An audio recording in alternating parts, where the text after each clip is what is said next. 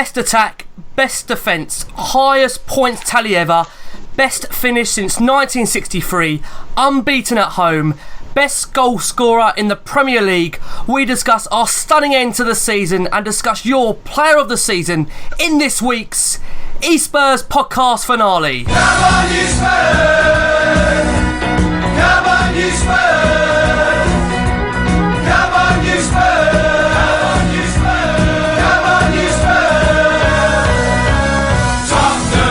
Hi guys, welcome back for yet another hour of talking all things Tottenham Hotspur. Please don't forget you can subscribe to the show via iTunes or Acast and get every brand new episode direct as it's released.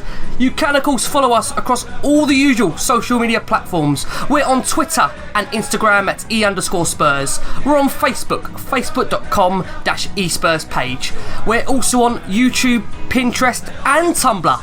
And for all the links to all e-Spurs platforms, you can head to our website of www.e-Spurs.com. On the e-Spurs podcast tonight, we'll be discussing the blitzing of Hull City at the weekend. We'll be taking your questions for our panel. And finally, we'll be touching on with the guys their player of the season. But before we talk all things Spurs tonight, let's introduce our panel talking us through the next hour of all things Spurs. I'm pleased to say first up, we've got the voice of Tottenham Hotspur, Mr. Paul Coyte, back on the show. Paul, how are you? I'm very well. How are you, Ricky? I'm very good, very good. What an amazing finish to yesterday. Delighted to say, also joining us this evening, the co-chairman of the Tottenham Hotspur Trust, Katrina Law, joins us. Katrina, how are you? Slightly broken, Ricky. I think Hull's probably finished me off, so I doubt very much this will be the most coherent interview I've ever given. So apologies in advance. Don't worry. After the season we've had, I'm sure Kat will stumble through it. Are you usually coherent then, Kat? No. Okay. That's a great get-out clause. I spotted it. And finally, last but not least, we've got Jason joining us about, was it 2 a.m. over there, Jason, Thailand? Yeah, not too bad, and just jealous of all the fans that were lucky enough to go to those last 2 away games. Oh, was amazing, really, really was. Let's start with you, Paul. What a season. Another team at the weekend battered by Spurs. I mean, youngest squad in the Premier League, world-class gaffer, new stadium on the way, doing things the right way. Exciting times ahead, Paul, isn't it? Not bad for a bunch of chokers, is it, really? You got to say. You know, the amount of abuse I got, I think, after the West Ham, the chokers, this, can't do that. I mean, my God, to go and score 6 and then go and score 7, it just is so exciting. And I think, like most of us, we're just thinking, I wish the season was to start. We don't really want the summer to happen. But great. I mean, it just really couldn't be better. It's just so exciting. What did you make of the game itself, Paul? I mean, in terms of standout players, Harry Kane again. Do you think we're only going to appreciate this guy, Paul, maybe once he retires? Because his goal record is phenomenal. 99 goals in 3 seasons at Spurs. It's incredible, isn't it? No, I don't. I honestly don't think we will only appreciate him when he retires. I think everybody appreciates him now. I think everybody's now saying how good he is.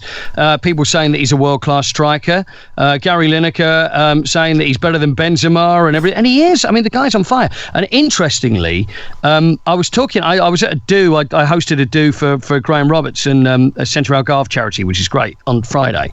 And I was talking to Harry Kane's parents. I spoke to his mum and I said, look, be honest with me. Did you honestly expect this? Because I said, firstly, I've got to say it's a testament to you because he's such a lovely lad and he hasn't changed. And I've seen so many change over the years, as they start getting big and start getting important, and then you see the attitude change. He's still exactly the same. And he said, she said, we always keep him on it. We always make sure he stays on his feet. We always, always knock him down if he gets like that. Not that he ever has. He works hard. She said he doesn't go out. He works hard. He trains hard. He eats the right thing. He gets lots of sleep.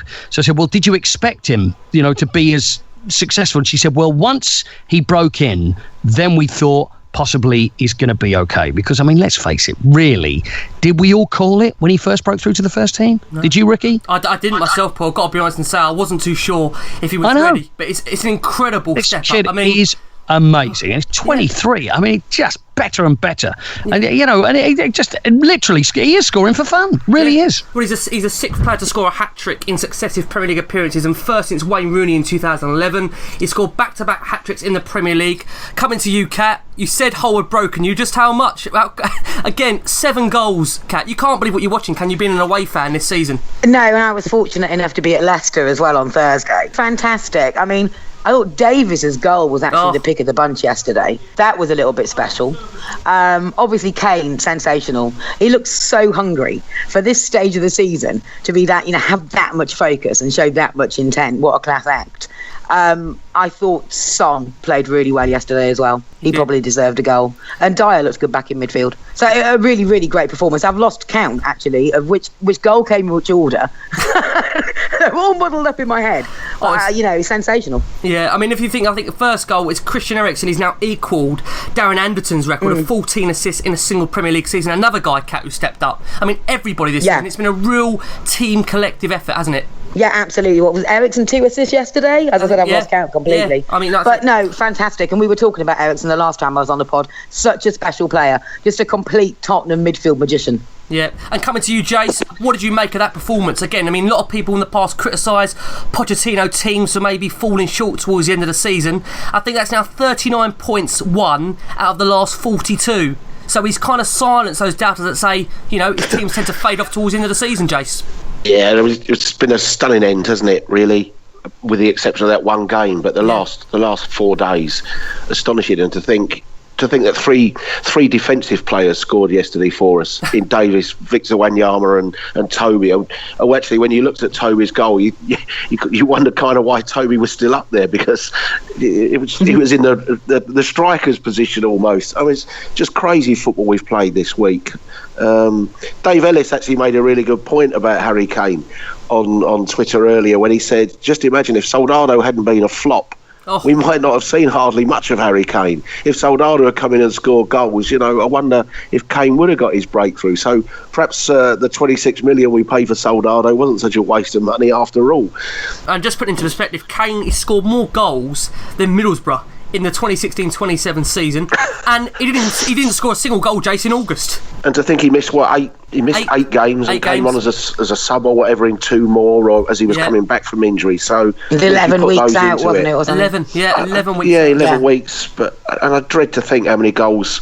I mean, he could quite possibly be sitting here saying he could have hit 40 goals. I mean, it's just astonishing. Yeah, astonishing season. Really is. And come back around to you, Paul. Dele Alli. I don't know what we can say about this guy. 18 Premier League goals this season, making it 3-0 for Spurs. How impressed have you been by Dele Alli this season? Because again, the question would have been asked of him, can you do it for a second season? If anything, he's got better, Paul. Absolutely. I mean, it's like any band, it's like the second album, which is always the one that sorts out the men from the boys to, I hate to coin a phrase like that, but it's true. So after, the first season, and it's all that one season wonder that everybody keeps throwing around all the time, but every player has proved that they can just get better and better. And really, it just shows because they're so young and they still say that. I've heard Harry Kane say it. I've heard Dele Alli say it. I'm still learning my trade. I'm still learning.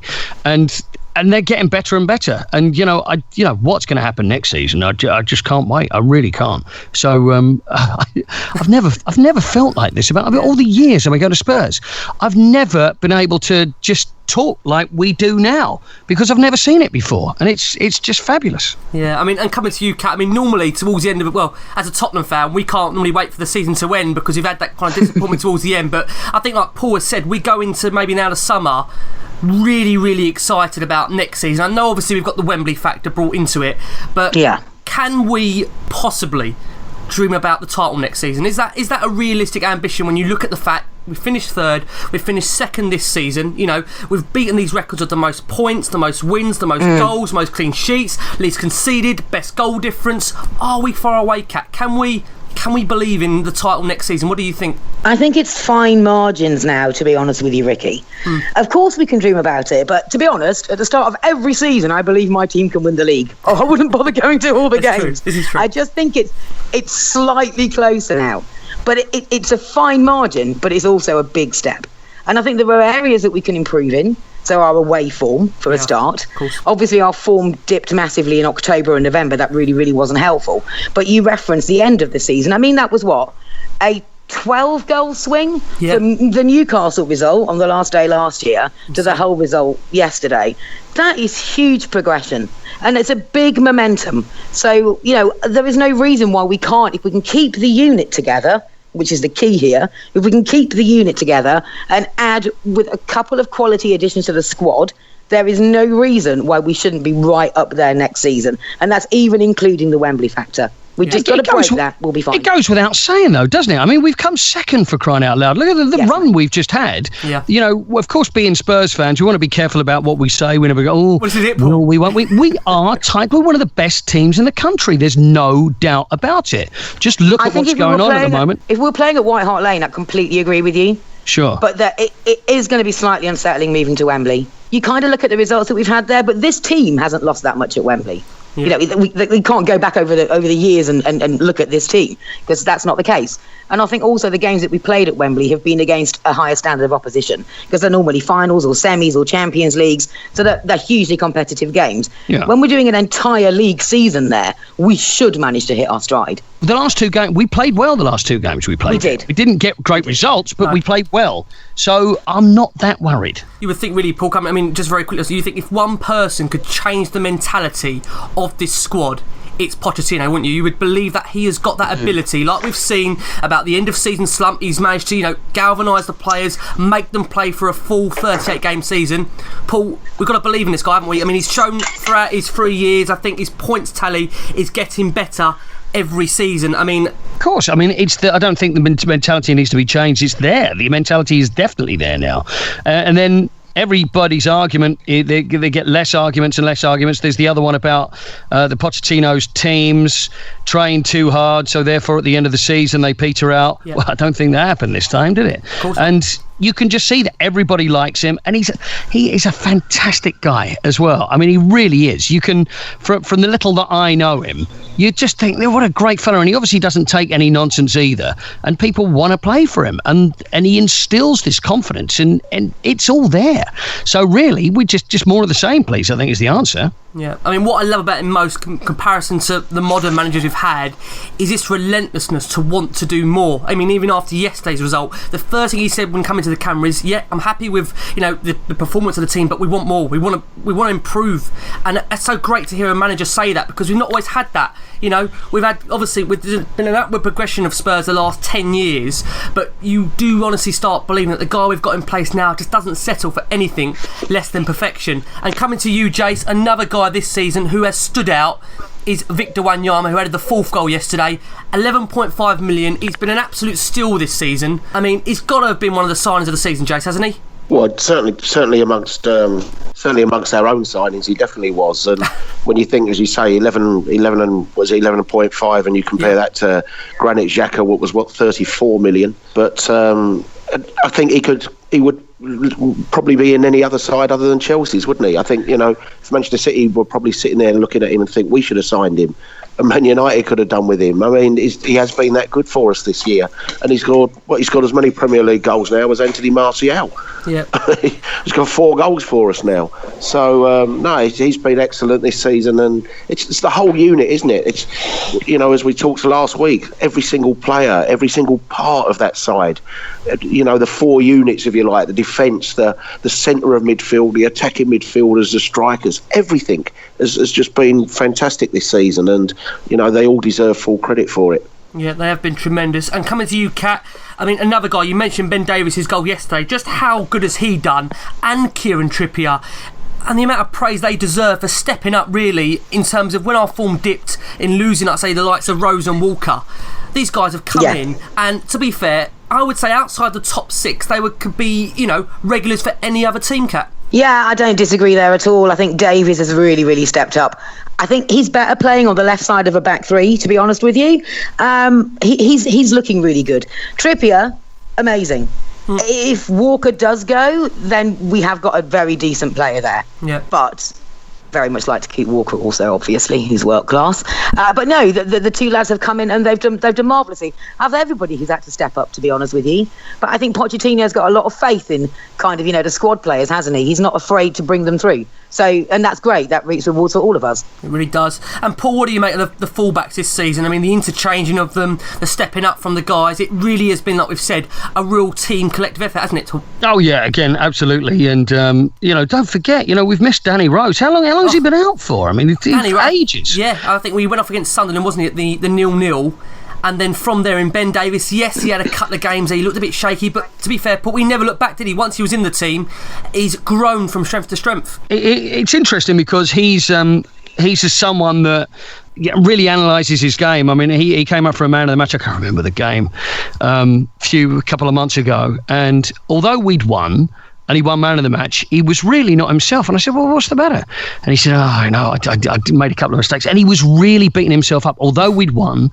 And it was just a single little mistake or something he made during the game, but he was so annoyed at himself for doing it. And that's the sort of passion you want to see. I remember the old days, you see players driving away and they're laughing and joking and we just got beaten, and you think, I don't want to see that. But they all want to win. They absolutely have this instilled. And I love Kieran Trippier as well. I think he's one of the finest crosses of the ball that there is at the moment. I mean, he's great delivery. And, I'm very, I'd love to have a go at someone, but it's just great, isn't it? Trippier's strength as well is his delivery, his first time, isn't it? He doesn't need that one touch or anything. Yeah. And his little ball yesterday is really symbolic of the type of pass he hits. He just cushioned it straight across into the pass. He didn't need to fiddle about, get it under control or anything. He's so confident hitting it first time. And I think Ben Davies has actually started as many Premier League games this year as Danny Rose. They both started 18 Premier League games. Yeah, I mean, I think the thing on Jace with Trippier is that I think he's got as many assists now for the season as what Kyle Walker got. And you would probably, I think you argued, say, I don't think he's played as many games as him. But Jace, do you think he could make that right back spot his berth? Well, I think he'll certainly, I think even if Walker stayed next season, I think Trippier would still actually play a little bit more next year than he has this year, because he's now fully shown that the squad and the whole club have confidence in him to do the job. So I think they rotate even more so next year than they have done this year. But I suppose the weakest part of his game was his little bit of shortage of pace got shown up, didn't it, a couple of times by Martial last week, and that's where you thought, you missed that little bit of extra pace of Walker. But he's certainly shown he's more than capable of playing Premier League football and high level football for us, that's for sure. I agree with you. And coming to you, Kat, I have to ask you about this goal difference. I mean, and I'm seeing this plus 60. and I'm more what is that? Yeah, I'm like, what is that? I mean, what is that figure? If you add up, I think our last 20 years, we've just about amounted to that. Yeah. Is it just beyond any sense of belief that we've accumulated that kind of goal difference? I mean, I can't it's get insane. over it. I think once it ticked over 40, it was like a regular discussion point in the Bell and Hare after most home games. What? Plus 43? Plus 46? Ridiculous. Plus 60 is insane. I don't even know what to do with that. I don't even know what it is. Well, I don't upset you. I think it's the highest in Premier League history for a team that doesn't win the league. I mean, that is just, it's heartbreaking in itself, Paul, but we can take real solace from that, can't we? The fact that is just insane, isn't it? And how much we're growing. I think we've been looking at, over the past few weeks, and saying that there's going to be a big hammering coming up. I mean, the amount of chances that are being missed compared to the ones that are being converted, we knew there was going to be a big one, but 6 and 7 to end with, I'm really hoping there's going to be more of those, because that's it. The way that the midfield's playing and the way the strikers are, and Harry is, there's just so many chances that we're getting. It's just not surprising. And the 4-0s are like regular now, aren't they? We don't even have an eyelid at that. So it's like, another 4-0. Jason said I even stopped cheering on Sunday when the 6th had gone. It's like, it's another one. It's another one. Okay, yeah, whatever. I think, what's going on? It's just crazy. It's brilliant. I mean, 31% of our goals have been scored by 3 or more this season. I mean, Jace, you said it. It's almost like a weekly battering, wasn't it, at one point, Jace?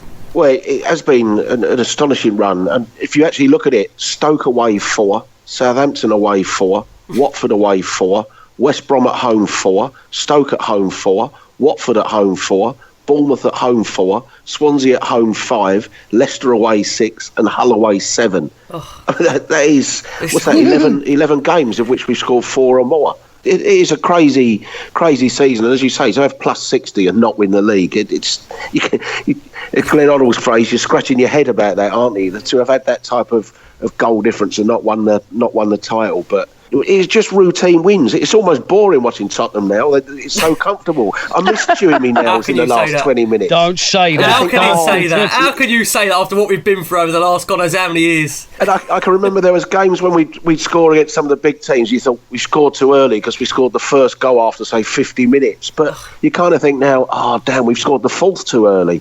The rest of the game's now dead. It's crazy.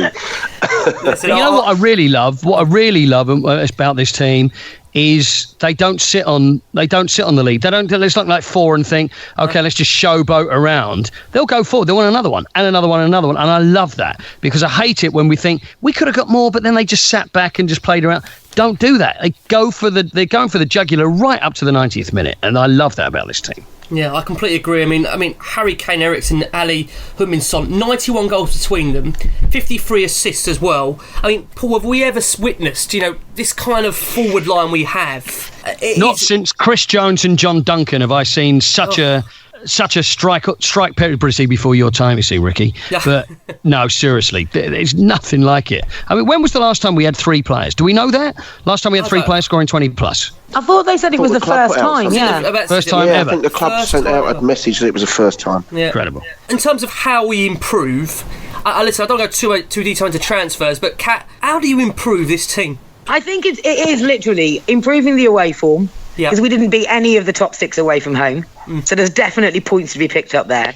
It's converting some of those draws into wins. And that's really all you're looking at now.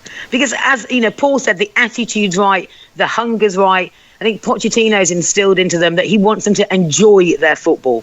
Football is about passion and emotion and enjoyment. And they've all connected and all bought into that. So I don't think there's anything wrong with the attitude or the desire. Certainly nothing wrong with the fitness and the energy.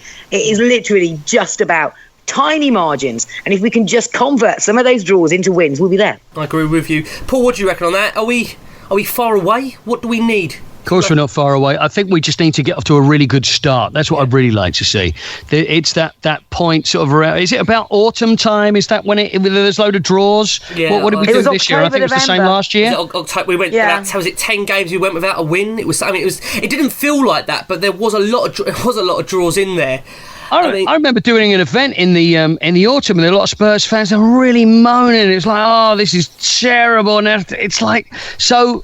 Yeah, I wonder what they're saying now. But if we can just get over that little bit, because we haven't been top. That's the weird thing. Have we been top over the past 2 seasons? No, I don't think. Was there ever a point we did? I know, we wasn't. I mean, this is the laughable thing about the whole bottlers tag. We were never top. I mean, everyone else around us was, apart from us.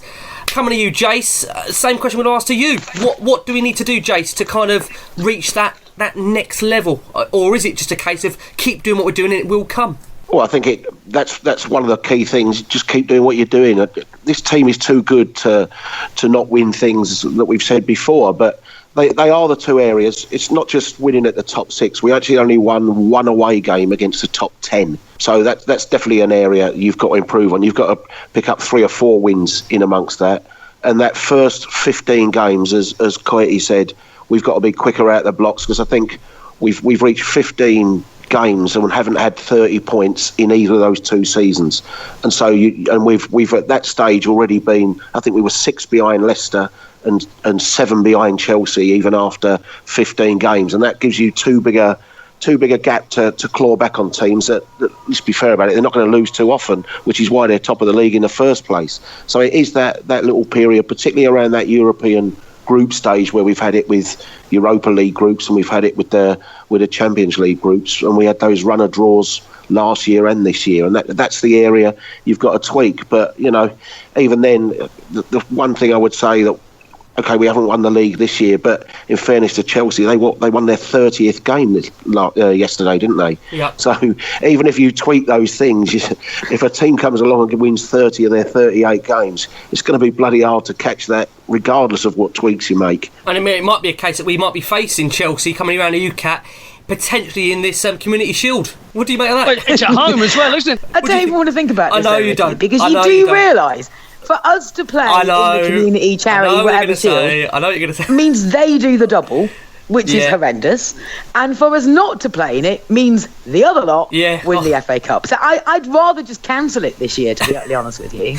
Would you think, though, that could be the perfect starting block if we was to beat Chelsea in that, should it be Spurs in that Community Shield, that's the perfect way to roll into Wembley, isn't it, Kat? Of course it is. Absolutely. Every time you go to Wembley, you should want to win. Yeah, we've got unfinished business against Chelsea, especially. So yes, that's it. Absolutely. Let's just give Chelsea, just win it. Be done with it. I'm not going to watch it. I just want it done. I just want to know, and then we'll forget the whole thing, and then we'll look forward to next season. We'll kick it off with the Community Shield, and we'll play Chelsea, and that is you're right, perfect way to start the season off. Yeah, hit the ground running. Fantastic. Yeah, I completely agree. I'm going to stick with you guys for a second. We've got to touch on the finale at Hart Lane. Obviously, you haven't had your guys' thoughts. Starting with you, Kat, on that finale. What did you make of it? I loved it. I mean, to be honest, the build-up to that. So a couple of days beforehand, when all the fans started publishing their memories, I was an absolute wreck. There were a couple that had me in floods of tears. So the day before the game, I didn't go out anywhere. I just stayed in. I watched old videos. I read the book The Lane. I read all the blogs, and I was a gibbering wreck, honestly. I thought, I'm just going to be so embarrassing when it actually gets to kick off. Have my tissues, have my sunglasses, and actually it was fantastic. I didn't actually cry. No, I didn't. I soaked it all up. Well, I got soaked, let's put it that way, because I'm in the northeast corner with no roof. So I'm also drenched by this time and using my flag as a tent to try and keep my hair dry. But I didn't cry, but I thought it was incredibly classy, really moving, and a very fitting send-off. It was amazing. Very much enjoyed it. Oh, it was amazing. And coming to you, Paul, I've been asked to ask you the question, have the club been in touch with regards to crowd control? Because the way you somehow handled that, those supporters was pretty special. Just talk us through what was going through your mind as you just saw fans wave their way onto the pitch. What was going through your mind then? Well, the first thing I can say, though, is it did me a favour because I saw very little of the game because I was so nervous and pacing around before the ceremony and thinking, well, God's sake, he's going to do this. Then I went down to the tunnel just before the game finished. And then on they came. And I thought, OK, now it'll be all right. Then more. Then Pete, bless him, Pete Abbott had made the announcement, can... please leave the pitch because, we've got the ceremony coming up. And it didn't make any difference.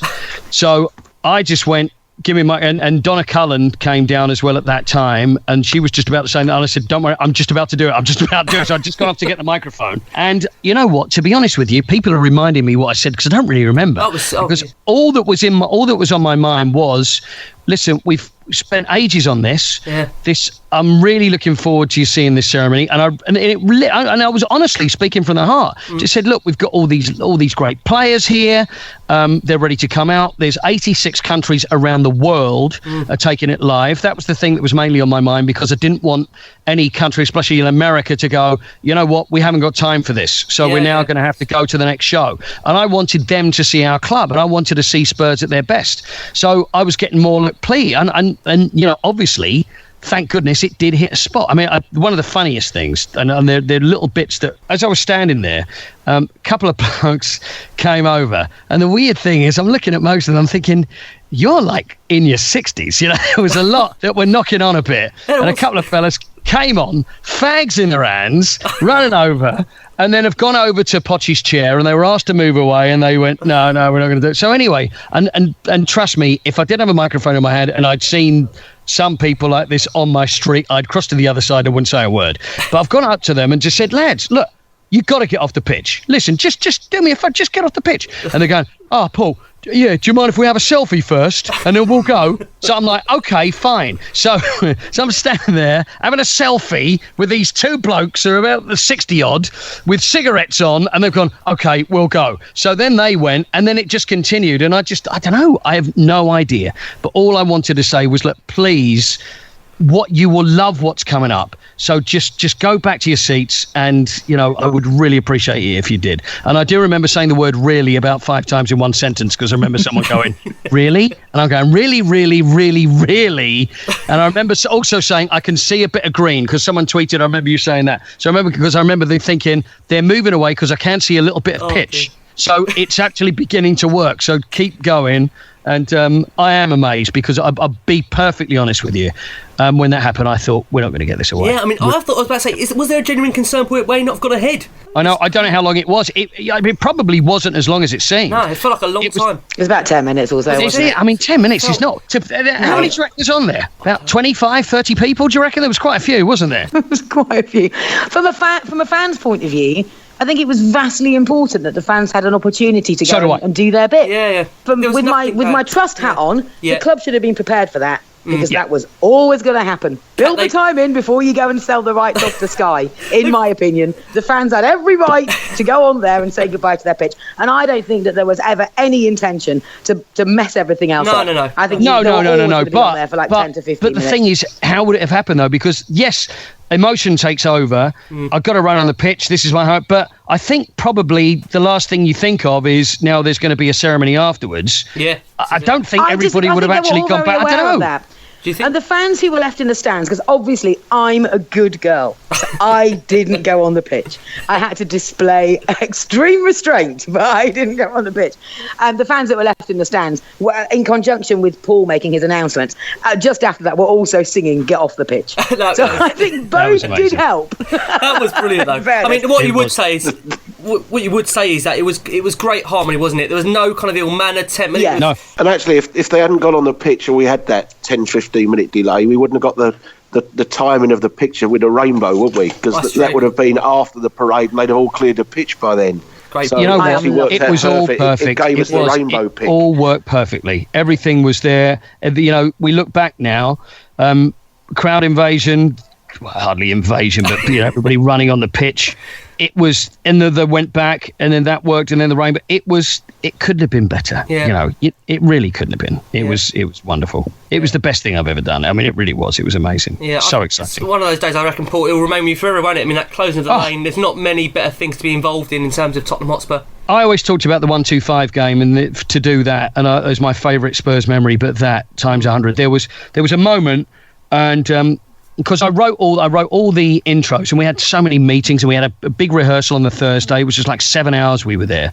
And the band, I mean, I've got to pay tribute to the band. It was a guy called Steve Sidwell, who's an Emmy award-winning musician and arranger, big Spurs fan. And originally, I don't think I'm betraying any confidences here now. It was going to be a military band, and then that couldn't work out. Then basically Steve got together a bunch of these session musicians, and they were some of the best in the country. And when I went in on the rehearsal, they were just all warming up, and you see this bunch of guys there with a load of trumpets and trombones and everything. And then he's going, "Oh yeah, see those two? They've played on probably every film soundtrack that's come out of this country in the past 20 years. See those guys played on the Harry Potter stuff. These guys these are the best there is." And when I heard them playing, it was just like, this is amazing. And they were absolutely brilliant. And Steve arranged all those. I don't know if you've listened to it carefully, but there's Aussie Stream in there. There's nice one, Cyril in there. And it just all blends into each other. All Spurs songs that are all played by this band. So they were amazing. There was Theo Delaney. Theo made the 1-2-5 film. He was brought in and made the film with Kenneth Branagh introducing it, who was also really honoured to have been asked because he's a big Tottenham fan, which a lot of people didn't realise. And the film, and it just all came together. And when it came to the players, then I said, look, we need to give them an intro, because it seemed like it was going to take too long. So I said, I've got to say something, just a line, just I'll make everyone different. Everything will be different. So I just need a line to say about each one, which then, we've got the Ginola and the Archibald, we'll take more care of you, and just little bits which are very Spurs-like. So there was that. And it was halfway through those intros, and I just thought, you know what? I'm absolutely loving this. Yeah. I just don't want it to end. It was just fabulous. And I wrote the little line at the end, which was about family. So I lost my dad this year. He always took me to Spurs, and it was kind of about that. And it was about the love of the club being passed through sons and daughters, which is what happened to me, and happened to so many others. And I wanted something like, and there was a little bit more, which went a bit long, so we cut it in half. But it was just the most wonderful thing to be able to do, and the reaction, which we didn't know how it was going to be, because I was thinking, is there enough? Is it enough? Does it need to be a bit more show busy? But no, it was all about the way we do things, with class, with style, and it was all about the players, and it was about the club, and it was about the fans. It wasn't about some huge celebrity coming up and doing a Super Bowl halftime. That's not what it was about. Yeah, it was beautifully understated. It really, really was. David Ginola looked like the big celebrity. That he I forgot to tell him, though, actually, that was what it was all about. Because I'm worth it. If ever you knew the phrase, because I'm worth it, that was it, wasn't it, when Ginola came out? Kat, for you, obviously heading the trust, co-chairman of the trust, this must be a big thing for you in terms of the adaptation now to Wembley. I presume you've been driven mad, haven't you, about all this? It must be nice to finally oversee and seeing us go to Wembley and hopefully the new stadium. Yeah, it is. I've been heavily involved in the trust for 4 years now, and the main driver of me doing this was migrating into the new stadium. Obviously, at that stage, we didn't know we'd have to play at Wembley for a year. Yep. So trying to help and make that transition go as smoothly as possible. It's a massive job. Yeah, and the club are probably about, a quarter of the way there as we currently talk. Phase 1 of season ticket renewals close tomorrow at 5:00. And there's 4 phases, so they are a quarter of the way through. Big job, really big job. And it'll be an even bigger job next year. Yeah. Because, as I think I said on the pod last time, the luxury about Wembley is it's like your holiday season, whereas the new White Hart Lane will be your home. So whilst I think people are more willing to be flexible about where they're sitting at Wembley, because it is for one season and it's something completely different, when you're moving back into the new stadium, that needs to be spot on. So there's a lot of learning still going on and a lot of work still to do. And we're obviously available, and we'd like to input a little bit more. But at the end of the day, it's the club, it's a ticket office, it's a board that are running the operation. We can only advise, they'll make all the decisions. So, yes, it's going to be a testing and a taxing couple of seasons, I think, from a trust point of view. Yeah, well, I think we've got you and obviously Martin, the best people in charge of that. Guys, we're going to go. We'll try our very, very best. Yes. I'm sure you will. Guys, we're going to go for a very quick break, and then after we're going to take a couple of questions for tonight's panel.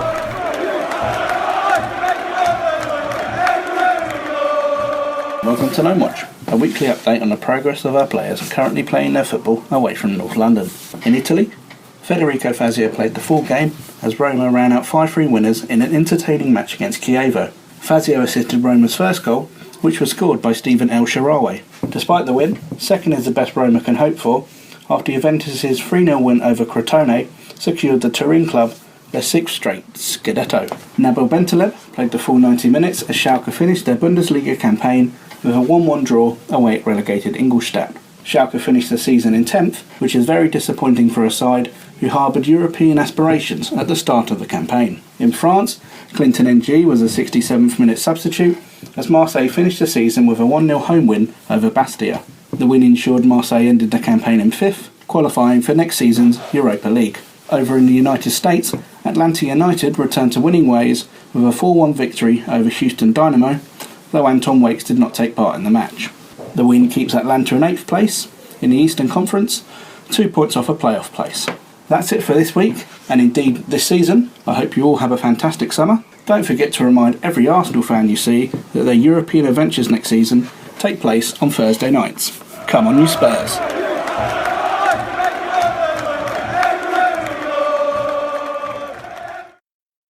Hi guys, welcome back to the e-Spurs podcast. As always, we ask you to get your questions into us on a weekly basis. You can do that by tweeting our Twitter account of @the_Spurs, leaving your question with the hashtag e-SpursPod. Guys, we're going to do something very different this week. I appreciate you've sent us all your questions. We're going to go, due to the nature of it being our season finale, for our favourite moment of the season, and that's from Harry Charalambos. So let's go around the table. Let's go to first you, Kat. What was your favourite moment of the season? Oh God, there've been so many, haven't there? So I've personally been to 35 out of the 38 games, so I've got an awful lot to choose from here. And almost, to a man, every favourite moment over the last, 10 years would have been an away moment. There just would have been. But this time, I think most of the highlights happened at home. So I would say beating City, which was at the beginning of October, was fantastic, because that was the first time I actually realised we had a team that were really going to challenge. Until that point, City had been invincible, hadn't they? And it wasn't just the win, it was the nature of the win. So I'm going to go for City at the start of October at home, winning that match. Okay, fair enough. It was a big win at the time. And I'm going to roll around to you, Paul. Favourite moment of the season? This is going to be a surprise, but I think it's purely personal reasons, was the winner against West Ham. I mean, I just lost it when we scored that because my little boy plays for a football team and they're all West Ham fans, and some of them, the stuff you get, the emails and the WhatsApp stuff, it's like, oh, knock it off. And I knew that my life would be hell if we'd lost that one, which it was recently. But when the equaliser and then the winner went in, I did actually go bananas. I really did go bananas. And John Pratt was sitting behind me, and he actually said, "Listen, just take it easy. Sit down. And he was. I did. I was really going crazy. So I know out of all the brilliance and all the fantastic things, apart from the ceremony, the farewell ceremony, which would be with me forever. That moment when we scored that winner against West Ham was the one for me. I loved that. And Jace, coming to you. I think it has to be beating the lot from Woolwich. Last ever North London derby there, to win that game in the way that we did it, to have that knowledge that winning that day definitely put us above them, so that finished off St Totteringham's day, and just that kind of fear that you reach to that stage of the season, you think, we've been unbeaten all season, please don't lose the last bloody away team to win at White Hart Lane, be not them. To them. Because you just knew that they loved that feeling, wouldn't you? We've won the league twice, and now we're the last away team ever to win there. Yeah. So I think that one, but the Chelsea game was pretty special as well, wasn't it? When to have ended there, what were they on, 13 straight wins at that point, weren't they? It was. Well, they were about to break the Premier League record, so to finish that one off there was quite nice as well. But no, the Arsenal game for me. Didn't you feel strangely comfortable though during the Arsenal game? Because normally I sit there and I can't relax. I'm terrible state. For some reason, after that second one, I felt more relaxed, I think, than I've ever been in a North London derby. You're right. It was incredible. And even the two really the terrible misses, let's be fair, they were two astonishing misses, weren't they? Ericsson, the way that we've played this season, to see Ericsson and Ali miss those chances. But you thought, do you know what? They're not hurting us, and we will get more chances in this game, and you were relaxed, and you thought it's just a matter of time before we break. Had it gone maybe to 80 minutes, we might have been starting to bite our nails or something. But no, you felt we was totally in control of the game. I have to go alongside you, Jace. I would say that North London derby against Arsenal, just the way, and like you said there, Paul, the way we controlled the game, the significance of the game, it was just absolutely incredible. It really, really was. Fantastic win. And again, it just shows you look at the comparison between the two sides, it is incomparable. It really, really is. Next question of the night is from iHawk Nick. And first, again, sorry to cat to you, it's goal of the season. There have been some absolute crackers, and so I probably won't choose the best goal technically. Okay. But the goal that I enjoyed the most was Kane's winner against United. It was just so important that we won that game, wasn't it? For the finale, all the build-up. As we said, we've been all season unbeaten at home. Vastly important that we won that match, and it was really lovely that it was him who scored it. So Kane against United for me. Fair enough. And Paul, same question to you. Goal of the season? What about Dele Alli, Watford? There was the Watford one against that was a great goal, wasn't it? There has just been loads. There's been loads. And Jace, for you? I think it probably would be. The Kane Man United was just the perfect ending, wasn't it? So, and the winner to get that goal. But you're right. That's been taken though, Jace. You can't have that one. It's been taken now. Can't have that. You can have Kane at Arsenal instead. That'll do. Kane. Well, I'll take part of Kat's and I'll take part of yours then, Paul. The Kane winner against West Ham, with them having to still sit in the stadium and watch him score the goal that we scored twice in 2 minutes or whatever. So, no, I mean, if I think about it seriously, I think technically, was it Kane's volley from the corner? Was that against Stoke? We take a quick free kick or a corner, didn't we, where Kane hit it on the half volley. There's just so many. Yeah. There's so They've many. all merged into one for me now, could have a goal of the season. I've got to be honest, I think Son himself could have goal of the season. Really? Ericsson's at Palace. Yes. Good call. Yeah. I mean, even that was a great goal. Swansea but let's face it, you did the same as me, didn't you? And said, "Don't hit it from there. Don't hit it from there." Yes. There was no way. The person I was stood next to said that, actually, yeah.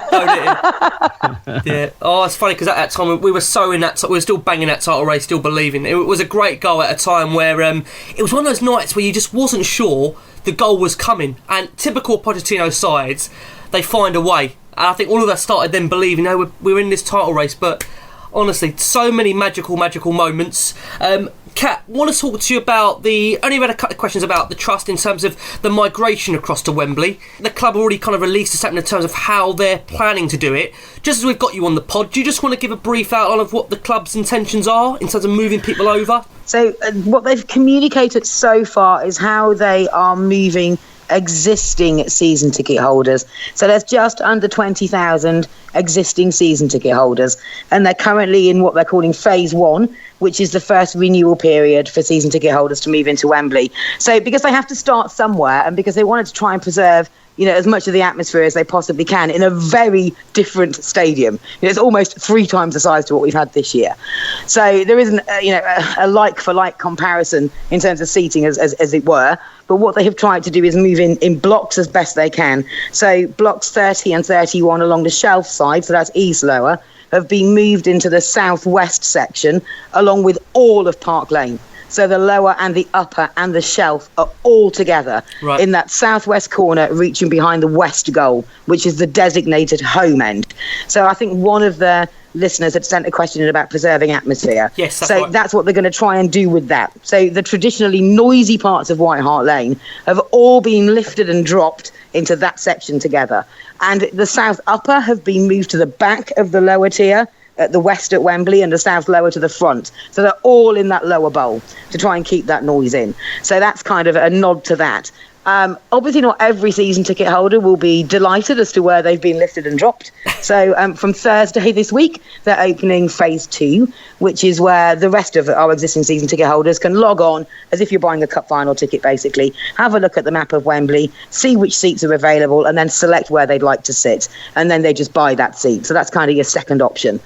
Phase 3 is opening up to new season ticket holders. So obviously we've got more seats and we'll have more seats in the new stadium. Yep. So phase 3 will be offering out to those at the top of the bronze waiting list. And then there'll be a phase 4, which at the moment the thinking is it would be like a 1 season pass for members if you want to buy all the games in one go. So there's kind of 4 stages to go here. And as I said, they're just about to close phase 1. So that's kind of how they're working the migration. It could have gone slightly more smoothly, but I don't think that's necessarily the club's fault. The way that Wembley separate their blocks, the numbering of their blocks is different how we do it. Right. Like at Hart Lane, there was a physical gap between each block. So if you were in block 25, there was an aisle between that and block 26. Wembley literally just draw a line down the middle of a block and give it another number. So that's caused an awful lot of confusion when people have been given their new seat location, and their partner who they sat with for 23 years they think's in another block, and they're actually next to them. It's just the way that Wembley have numbered it. So it would have been impossible in defence of the club to have communicated every single scenario there. But yeah, I think it's just going to take a while to bed in. But it's great that people have got the option to move if they're not happy with where they've been, nominally placed. So we'll see how we get on with all that. Yeah, and we're learning off, Kat. I mean, hopefully other clubs' mistakes, such as, dare I say it, West Ham. We've got the opportunity, haven't we, where we've been able to sit back and watch things that maybe haven't gone right. Absolutely right. They've been watching West Ham like a hawk, and West Ham have set the blueprint on how not to migrate a stadium. Yeah. So I'm sure ours will be at least 90% better than West Ham's. Yeah. He then had to spend most of the last season, rectifying the mistakes that they made. But as I said before, this is for 1 year. We'll see how it goes. Learnings will be made for the migration back into the new stadium, and that's a really important one. Yeah, and Kat, you're fairly confident it could still be just the 1 year as we stand. I know it's difficult to kind of make assurances or whatever, but the club are working towards it, aren't they, just for it being the year? I think we can hear that Levy has got a possibility of an extension on it if need be for another season. Yeah, so we met with Daniel and Donna and the other heads of department basically a couple of weeks ago. Right. End of April, beginning of May. And I asked for his contingency plans on Wembley, and very honestly and quite sensibly, the ultimate contingency plan is a second year at Wembley, but that's certainly not what anyone's aiming for. The whole reason for delaying the announcement of moving to Wembley till quite so late was to make sure that the build was bang on schedule, to give them the best possible chance of getting back in within that one season. Obviously, there are a few bits that they could do if they're running slightly over.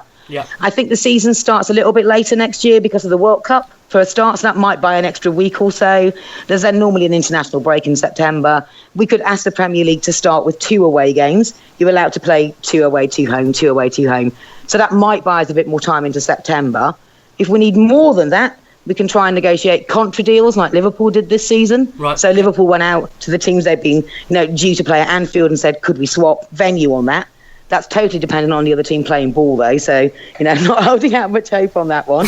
But yes, the ultimate contingency would be a second season there. But that is not at the top of anyone's wish list by any means. There you go. Heard it here first from Kat. There you go. Thank you very much, Kat. Thank you very much. Coming to you, Jace, about this Wembley move. What's your thoughts on it as we draw closer to it? Well, the fact of the matter is, it has to be done, isn't it? Yeah. It's the option was MK or whichever, or going to try and use Stratford or something like that. They weren't open to us, so the choice was MK or Wembley. It's a no-brainer, and I think there's just certain elements to Wembley that fans have to get the negative thoughts out of their mind. I mean, you hear fans talking about Wembley and saying, "Oh, it's so hard to get away from after the game," but isn't White Hart Lane difficult to get away from after the game? There's plenty of things like that. But what I don't know, Kat, what about Wembley is how much control do we have on say the concessions inside, pricing of concessions inside Wembley? Right, okay. And things the like answer to that is zero. So catering at Wembley is run by a company called Delaware North. They are Wembley's caterers. We get no cut of that catering whatsoever. So, when you've been charging £18 for your pick and mix, it isn't going towards buying the next deli alley. There's not a penny is going to Tottenham Hotspur. So that's kind of a real black area, because we're all very aware that it's much more expensive at Wembley than it is, at White Hart Lane. So Levy restaurants at part of Compass are our caterers, but they have no say next season whatsoever. One of the things that all fans love to do is your stadium tour or whatever, and I know Wembley do stadium tours.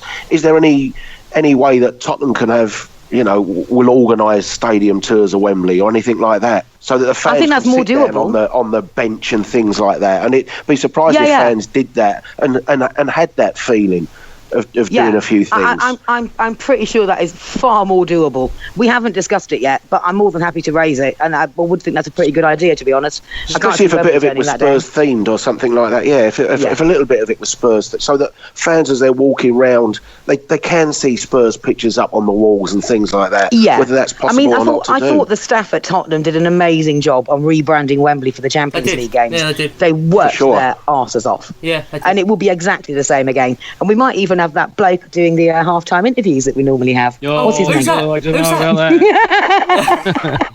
What do you think, Paul? They'll try and make it feel like home from home. We'll try to. Paul, what do you make of it? Are you obviously providing you're there? Are you excited for it? Paul Relish in it? What's your thoughts on it? Yeah, absolutely. It's necessary. I mean, I've spoke to some people. Wembley and that, but really, we've just got to just suck it up and see. We've got a year there. Look at what we're getting. There's no alternative. We've got the best stadium that we could possibly go to.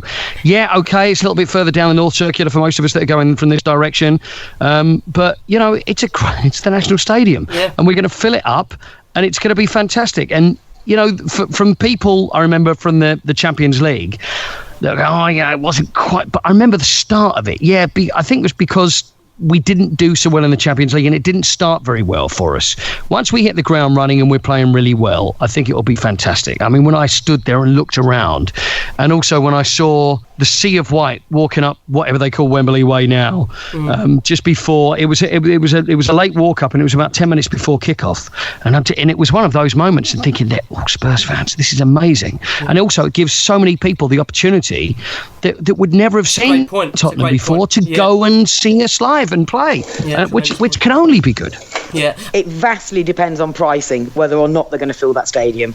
Personally, I think they could have gone a lot further on their season ticket pricing.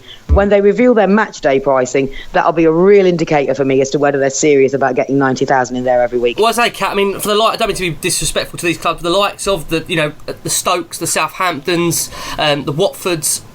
Again, I suppose it is going to be very hard, isn't it, realistically, to look at 90,000 fans for these games. And that's not questioning the support of Spurs, but I'm just talking about to try and encourage fans to go to these kind of games. This is the only thing I would say. Yeah, absolutely.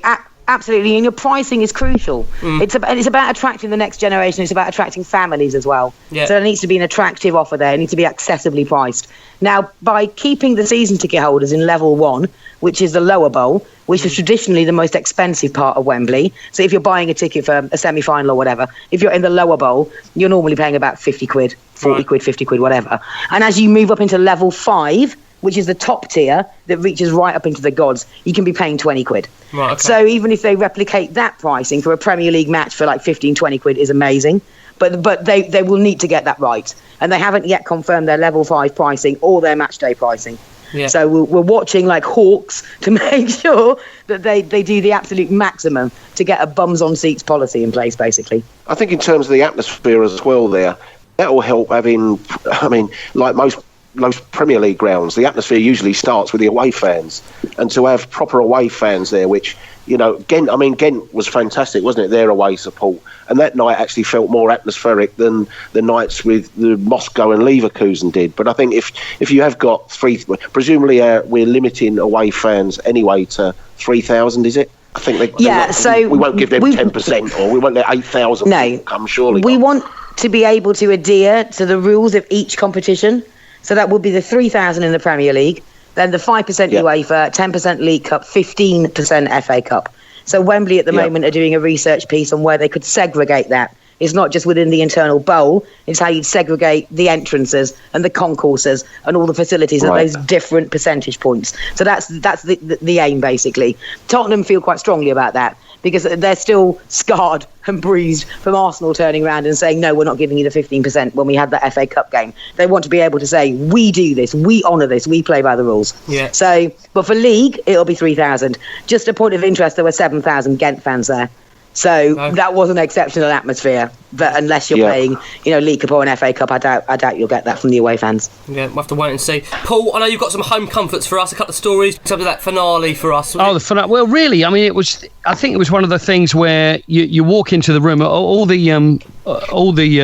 huge players were all in there, and there was 46, I think there was, plus the managers there were as well. And it was almost surreal. You walk in and there they all are. They're all in the Bill Nicholson suite, whereas usually there's sort of people that are there to watch the game and have a meal, and there were all these players, and it was just the most ridiculous thing to actually stand in front of them and go, right, this is how we're going to do it. You're all going to have to go in alphabetical order, because I don't know whether everybody noticed, but it was in alphabetical order that we got everybody up, because I wanted it so everybody was mixed up.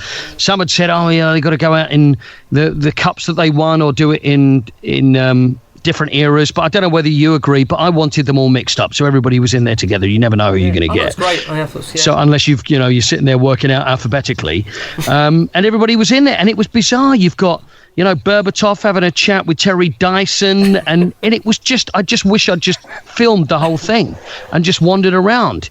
And there was Robbie Keane. I was like, oh, Robbie, how are you? Can we give me a hug? And it was just the most amazing atmosphere. And then I'll go, look, everybody, you've all been given a tie. This amazing tie that we've got, which Spurs' attention to detail was amazing, because the ties were made by the Dave Mackay tie company, and it was the old style, stripes and the cockerel on there, which everybody put on.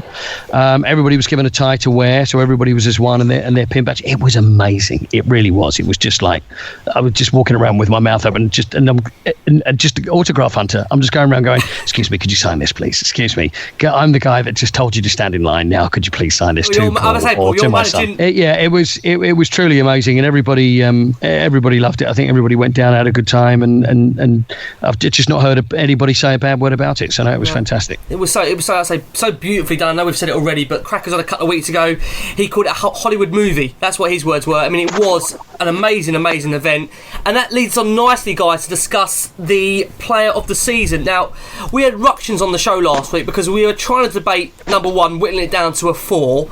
So we've got a 4 of Harry Kane, Victor Wanyama, Christian Eriksen, Jan Vertonghen. Now, we're leaving out the likes of Dele Alli, Hugo Lloris, Toby Alderweireld, Heung-min Son. I mean, it's been so difficult. Coming to you first, Jace. Give us what you believe at your moment to be the player of the season. There's going to be a poll up next week, and we're going to have the show on it next week. But for the moment, Jace, who are you edging towards on that? Well, my initial one was Jan Vertonghen, but then, over the course of the last, 4 days, the course of the last 4 days, and another 7 goals for Harry Kane, and another golden boot, you start to think, do you know what?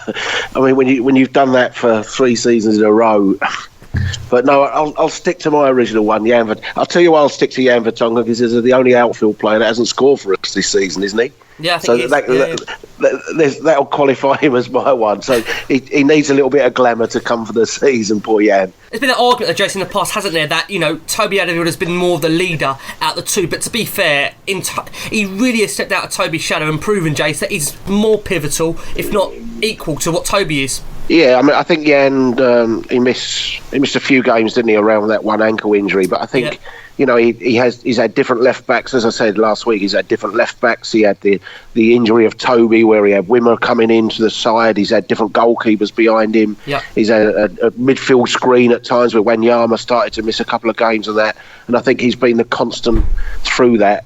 And with all the changes and that was around him, and the fact that we've still ended up with that great defensive record as well, because it hasn't just all been about the number of goals we've scored this year, that terrific defensive record for us. And so I thought Jan Vertonghen was probably my man of the season, but as I say, Reece has definitely come with a late race for sure. Yeah, he's been incredible. And come to you next, Kat, for you, player of the season?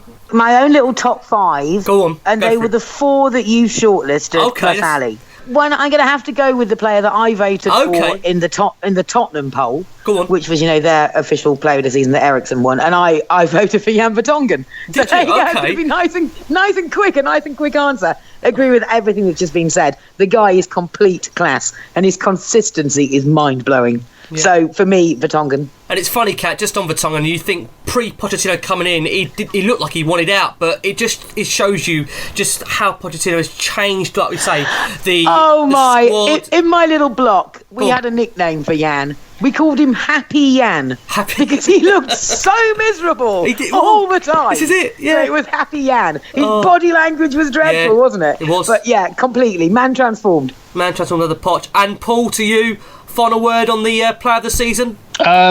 Christian Eriksen's been great, but I don't think he started that well. But fair point. He's just come on unbelievably well. He won't be my player of the season. I know he did win, and it would either be Victor or Harry Kane. And I think, like Jay says, for how the season's ended, I've got to give it to Harry Kane. I mean, to miss so many games and to score so many goals, for what more could he have he done, quite frankly? I mean, I think he's been magnificent, and it is every year there's one standout player, and it's quite easy to decide, but it just shows how well we're doing, the fact that we are having trouble trying to work out who the player of the season is. But I'm going to go with Harry, I think. Yeah, and the testament to Harry Kane today, I've got to say very quickly, is that he's come out already and he's targeting a 3rd golden boot. So that in itself, it tells you anything about the guy resting on his laurels. Far from it. In amongst all those players, we didn't even mention Moussa Dembele either. Well, I mean, he's crazy. Absolutely crazy. Yeah. And Danny Rose to come back as well. Like I say, we've got a fantastic squad. Fingers crossed, obviously, a couple more additions to come to it. To you, who would be my winner though for best man of the match interview by far would be Sonny, who is just the most brilliant, hilarious personality, and he's lovely. He signs everything, and he just gets it, and he gets the joke, and he's just so easy to speak to, and he's an absolute joy, and he's fantastic. I mean, as far as a personality goes, honestly, I just love him. I think he's fantastic. Does he have a handshake for you yet, Paul? Oh yeah, the handshake. Yeah, we did. Yeah, you saw the handshake, did you? Well, it was beforehand. It was before, because we'd done all the stuff with the handshakes, and he'd always do something new. So just he was coming in before he walked into the room, and I said, look, can we do... I was going to get him to teach it, and then someone said, or it was him, said, we should do one. So I said, okay. So the thing is, my memory's terrible. I mean, I just never remember. I mean, just to learn to just shake hands, I'd probably forget it by the time we got there. But there was a slap, and there was this, and there was that, and then there was a dab at the end, and I'm far too old to dab, and that was it. So I've got my own Heung-min Son handshake, which is for me is my highlight of the year, really. Maybe I should have done that at the finale. That's the best thing you've ever done. I think it's brilliant. Honestly, when that went out, that was absolutely brilliant. We've got Paul Coyte doing a handshake with Sonny. Unbelievable. Oh, honestly, guys, what an amazing season. What an end to a season. I know, obviously, the disappointment last year, it just shows how much in 12 months we really truly have come on, and how proud we are of the club and the progress under Maurizio. I know, obviously, we've got the summer now, and like I said before, it's... I feel a bit disappointed, and normally I'm delighted when the season ends, but I can't wait till August. I know it sounds mad. I really, really can't wait for it. Kat, thank you so much for joining us tonight. Very welcome, mate. Honestly, been a real pleasure. Paul, thank you so much for joining us. Pleasure. Thanks for asking me. Don't be silly, a pleasure. And Jason, thank you as always for your contribution throughout the season. No problem, mate. And the one date in the summer I'm looking forward to is that Europa League draw. just to see who they get. Oh, I can't wait. Honestly, don't. Can't wait. I knew we nearly went 59 minutes without mentioning them, but there you go. Jason had to throw it in. Guys, it's been an absolute pleasure. Leading us out tonight on the show is going to be a special montage audio made by the fabulous Yidvids. You can catch him on Twitter, and his Twitter handle is @Yidvids. He's also on YouTube as well. Brilliant end of season review montage. Thank you so much, guys, for all your contributions over the summer, all your support, and as always, come on you Spurs! We need always enjoy. We need to remember when we start to play football, because we feel passion and emotion. Looking back now, it was a great season for us. If we'd have took that at the start of last year, it's just a shame the way things ended, because we played better than that throughout the season. God knows what is hiding in those weak and drunk. Highest ever Premier League finish last season. Can they go better this time round? They were fabulous last year, the football they played, the young players they have. I think it's a team that's filled with players who should only get better.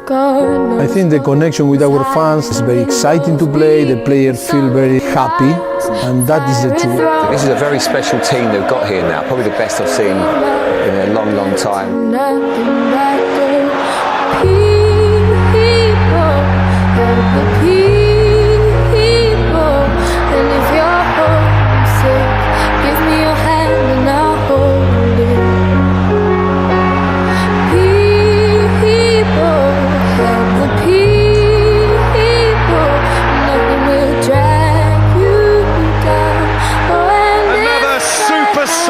Spurs, best ever Premier League start, and they cut the gap at the top.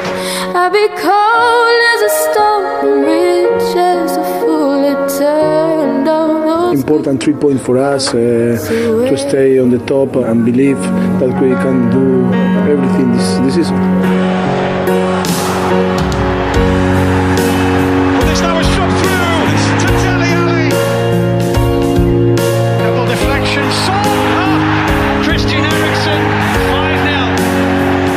that's a bad looking one for Harry Kane. Still without Tony Alderweireld, Harry Kane both injured. Tottenham Hearts may remain at the Lane. European hopes reside here at the National Stadium. And Lamar, double trouble at Wembley for Tottenham. And Bayer Leverkusen have the lead. Tottenham are out of the Champions League. 1 win in 10 in all competitions is not so great. Tottenham Hotspur's man for the big occasion. It's Harry Kane. And Spurs are level.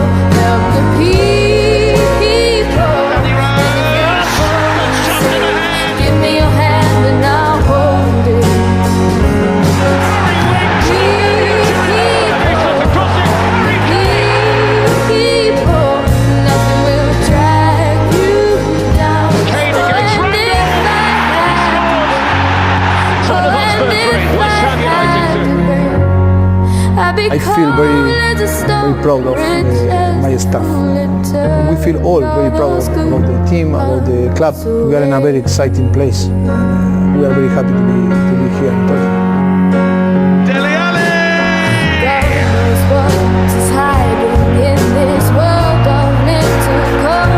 Happy start to 2017 for Mauricio Pochettino.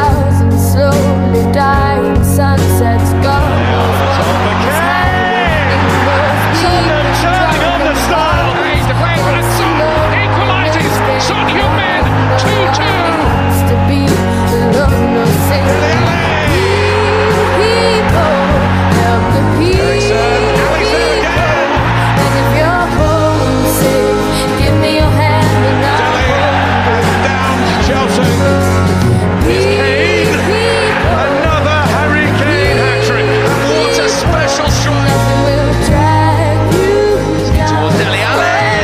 9 home league wins in a row now for Spurs. You know, we've shown that we've improved, you know, from last season, and we just got to keep working hard. Hopefully we can build on it from here, but I think, yeah, it was an important win for the fans today.